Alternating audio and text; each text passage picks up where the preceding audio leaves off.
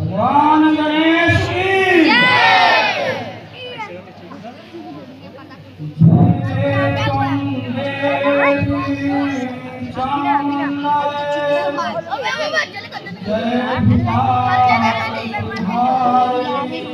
अच्छा वो हट गई थी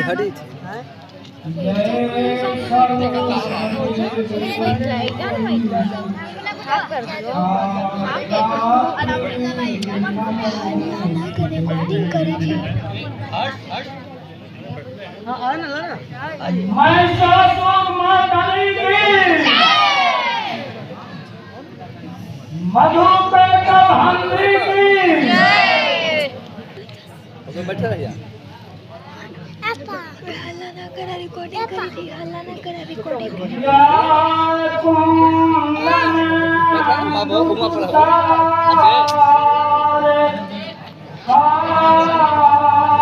वो कई बाkan कई अच्छा kan dulu bakia le कैसा काला पहले ना करते हैं करो बोला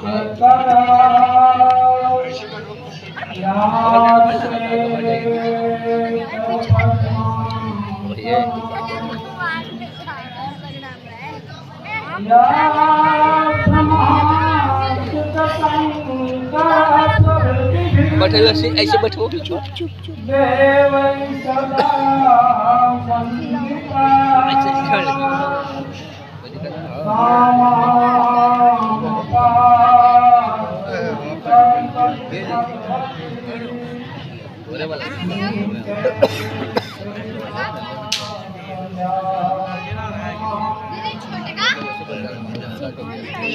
पहले ही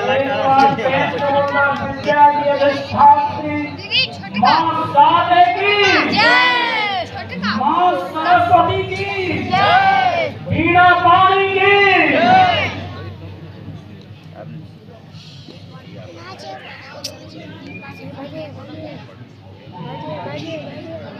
जी लड्डू लेके आला है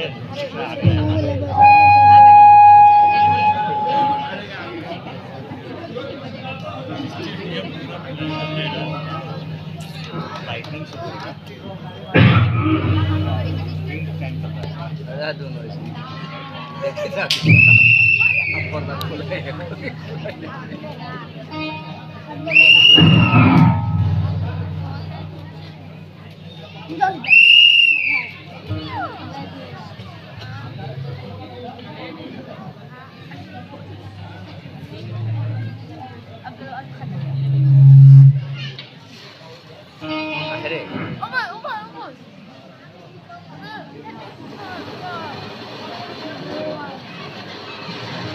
समुपस्थित आगत सत्संग टीम विद्वजन नाट्य प्रेमियों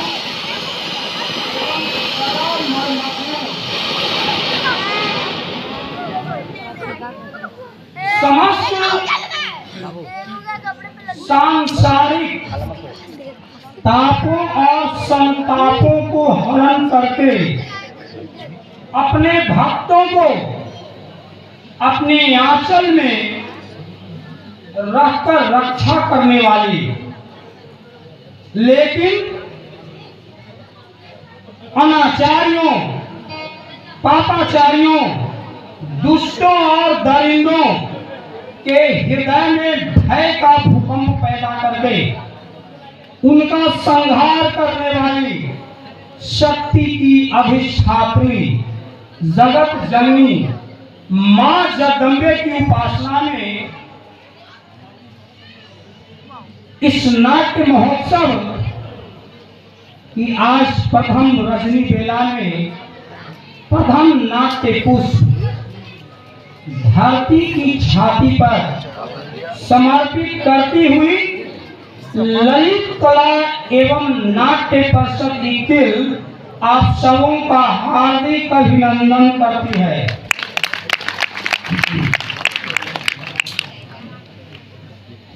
एक आवश्यक सूचना मैं आप सबों को बता देना उचित समझता हूं कि आज जगत जननी के पूजनोत्सव के शुभ अवसर पर सारा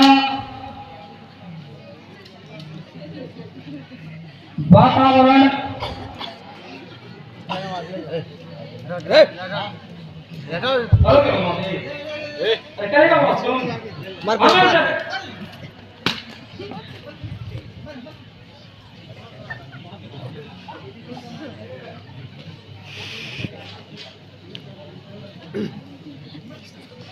सारा वातावरण हर्षोल्लास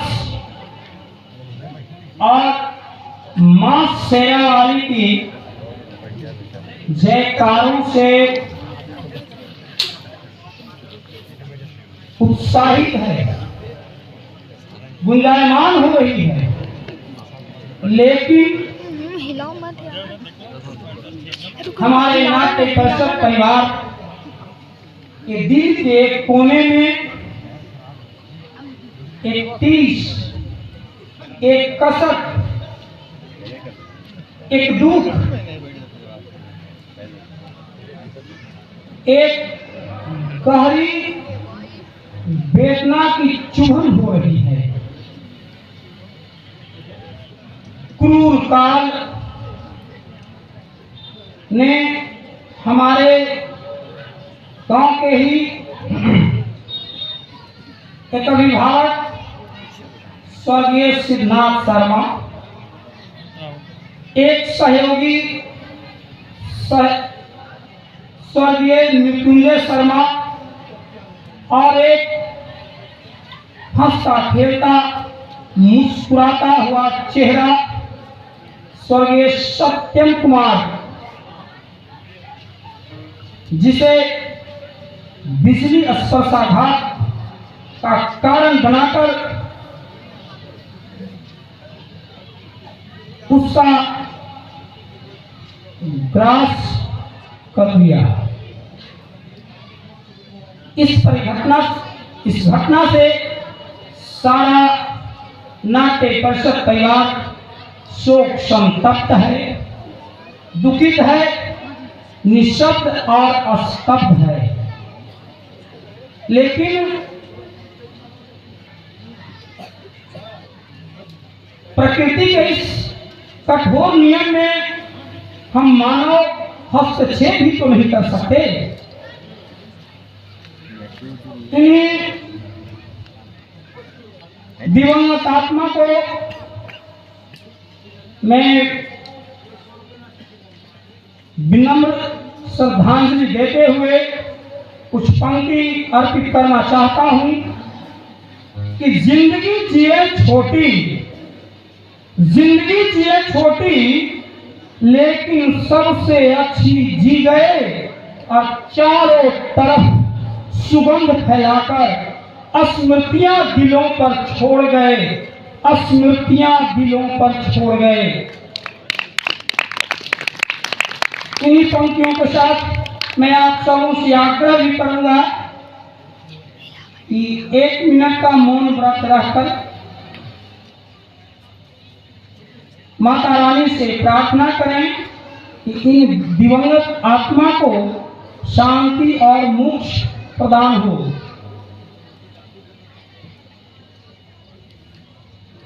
जो बैठे हैं बैठे ही रहेंगे या जो खड़े हैं खड़े रहेंगे, लेकिन उसी जगह से ध्यानावस्थ होंगे। कहीं इधर उधर उठ बैठ करने की कोई आवश्यकता है ही नहीं। तो मैं आपसे आग्रह करता हूं, हम लोग माता रानी के चरणों की ओर चलेंगे और यहीं से ध्यानावस्थ होंगे उस दिवंगत आत्मा के लिए।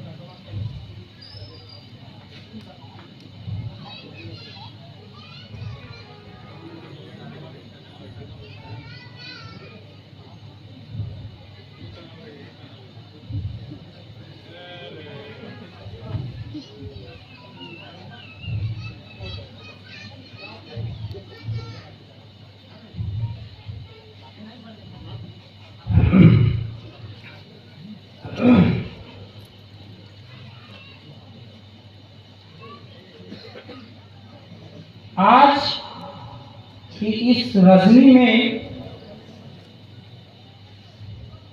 इस पावन पर्व दशहरे के शुभ अवसर पर ललित कला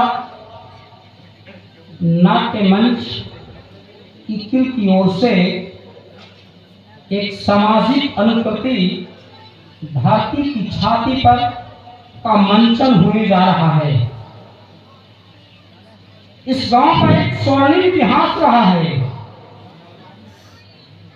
कि दशहरे के शुभ अवसर पर दर्शकों के मनोरंजन के लिए साथ ही तजन्य कलावी में दिन प्रतिदिन बदलते समाज में उपजी विसंगतियों के कारण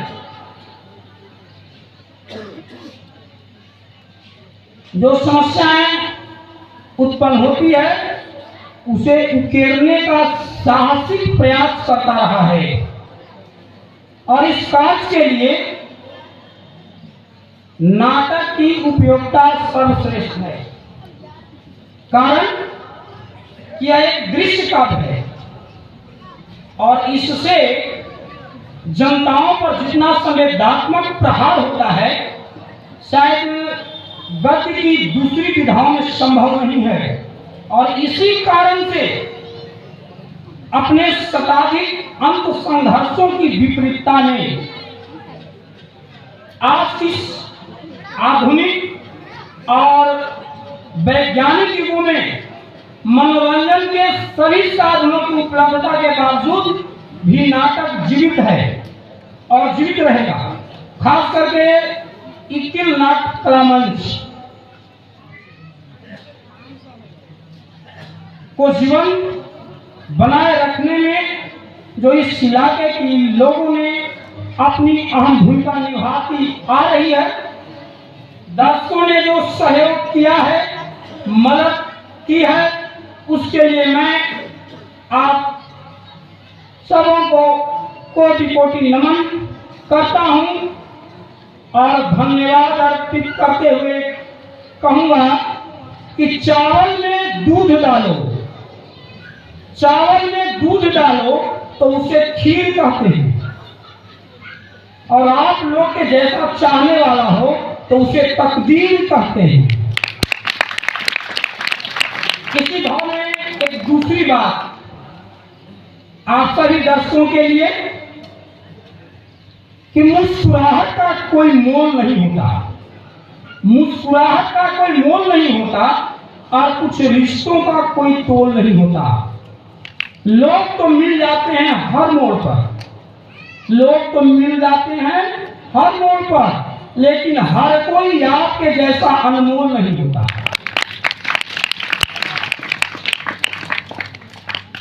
उपस्थित महानुभावों, आज की प्रस्तुति का यह नाटक धरती की छाती पर एक सफल सामाजिक अनुकृति है जिसके रचनाकार स्वर्गीय शिवेंद्र मिश्रा उर्फ देवेंद्र पथिक जो इसी गांव के ग्रामीण हैं।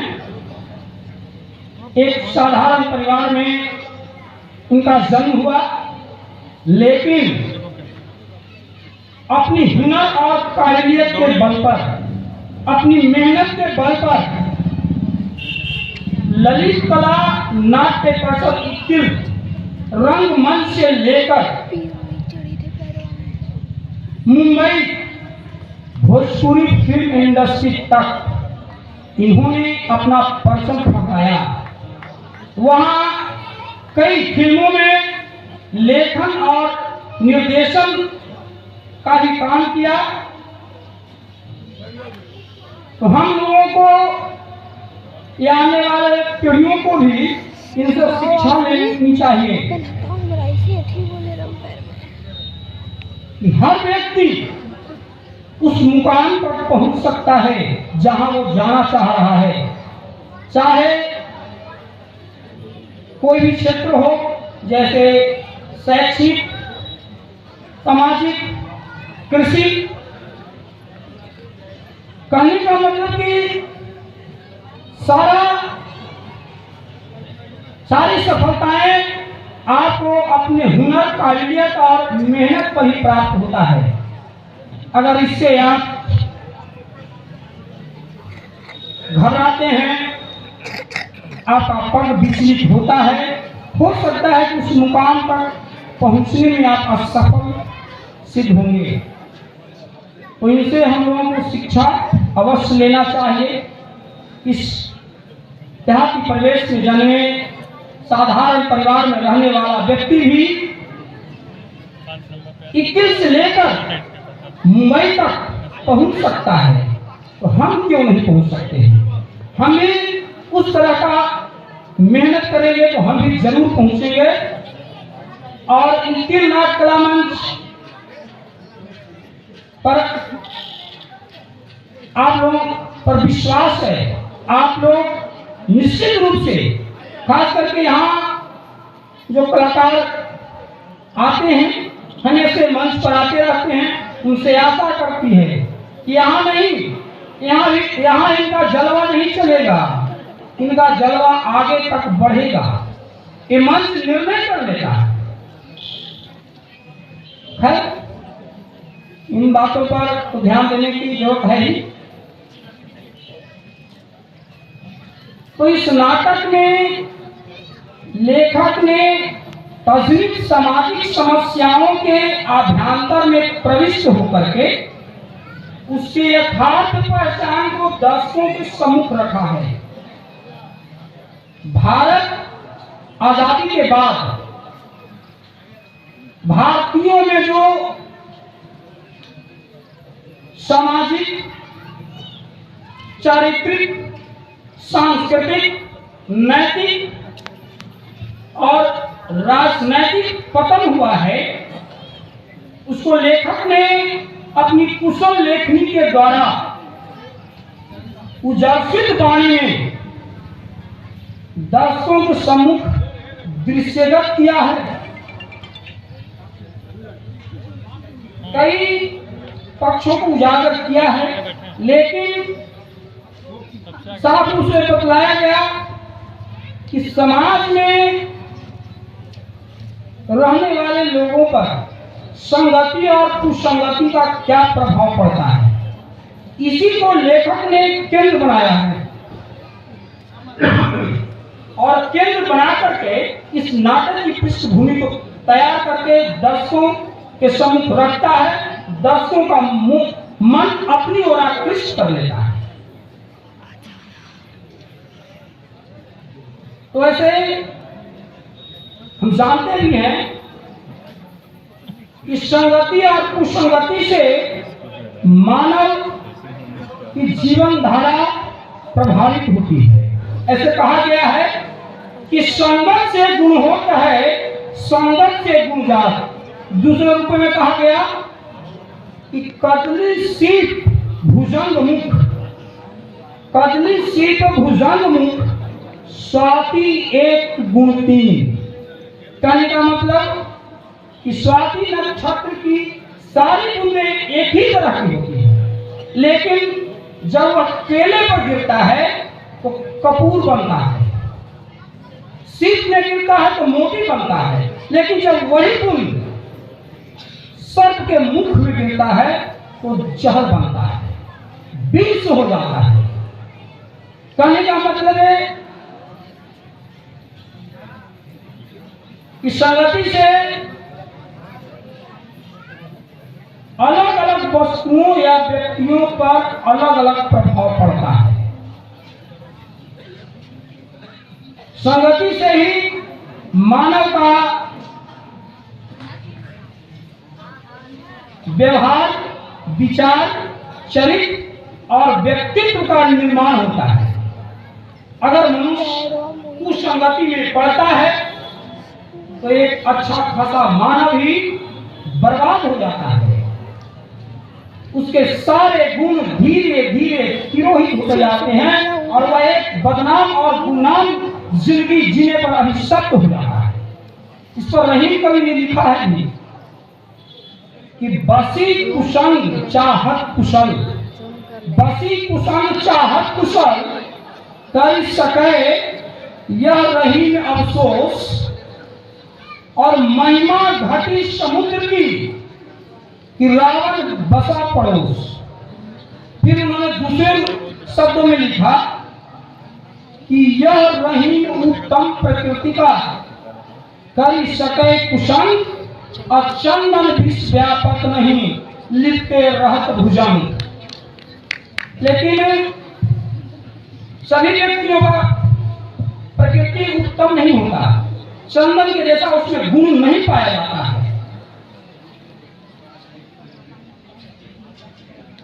संगति से ही उसमें बदलाव आता है। किस तरह का संगति में वह अपना जीवन व्यतीत करता है, उसके अनुसार उसमें बदलाव आता है। इसी पर तुलसीदास ने भी लिखा कि एक घड़ी आधो घड़ी, एक घड़ी आधो घड़ी, आधो में पुण्याद और तुलसी संगति साधु की हरे कोटि अपराध। उन्होंने तो यहां तक लिख दिया कि अगर सत्संग का सुख एक पलड़े पर रखा जाए और दूसरे पलड़े पर स्वर्ग का सुख रखा जाए तो निश्चित ही रूप से सदैव सत्संग का सुख भारी पड़ता है। तो संगति का प्रभाव क्या होता है, ये आज हम लोग अपने रंग मन से देखेंगे। एक पढ़ा लिखा भला मानस जो श्याम नाम की भूमिका के सामने आएंगे, कैसे कैसे उसकी जिंदगी का तमाशा होता है, कैसे कैसे समाज के लोग उसके साथ षड्यंत्र करके उसको गर्त में गिरा देता है। यहां तक कि अपने भाई को भी कत्ल, भाई के कत्ल में भी उसको फंसा करके न्यायालय तक पहुंचाता है। कैसे कैसे लोग होते हैं इस समाज में जो अच्छे खास सीधा साधा भला मानस को अच्छे ढंग से सुव्यवस्थित रूप से जीने नहीं देते हैं। तो खैर अधिक बात तो मैं इस अभिनय के बारे में आपके सामने नहीं रख सकता हूं, कारण कि हो सकता है आपकी जिज्ञासा कुछ नीचे की ओर खिसक जाए, रुचि कम जाए, इसलिए आप रंग मन से ही इस नाटक की पृष्ठभूमि का, कहानी का आनंद उठाएं। मैं जाते जाते आप लोगों से अपने कलाकार की ओर से निवेदन अवश्य करूंगा, उनका हौसला बनाए रखें, उनको हतोत्साहित नहीं होने दें, उत्साहित करते रहें, क्योंकि एक कोई पेशेवर कलाकार नहीं, एक कोई पेशेवर कलाकार नहीं, फिर भी समर्पित कितने हैं। और इनके लिए खूब तालियां बजाइए, क्योंकि ये तो आपके अपने हैं, क्योंकि ये तो आपके अपने हैं। दूसरे रूपों में तालियों से संबंधित कि बारिश ऐसी हो कि समुद्र में उफान आ जाए, बारिश ऐसी हो कि समुद्र में उफान आ जाए, और तालियां ऐसी बजे कि कार्यक्रम में जान आ जाए। तो कार्यक्रम में जान आने के लिए आप लोगों को, हमारे कलाकारों को उत्साहित करना ही पड़ेगा, तब आपको भी इस अभिनय का आनंद मिलेगा। और हमारे कलाकार का तो कहना ही नहीं है, वो अपनी जलवा बिखेरने में तनिक पीछे नहीं हटेंगे, आपका मनोरंजन करते रहेंगे। और इन्हीं शब्दों के साथ मैं अपने शीश को माता रानी के चरणों में झुकाता हुआ अपनी वाणी को विश्राम देता हूँ। ओम शांति शांति शांति।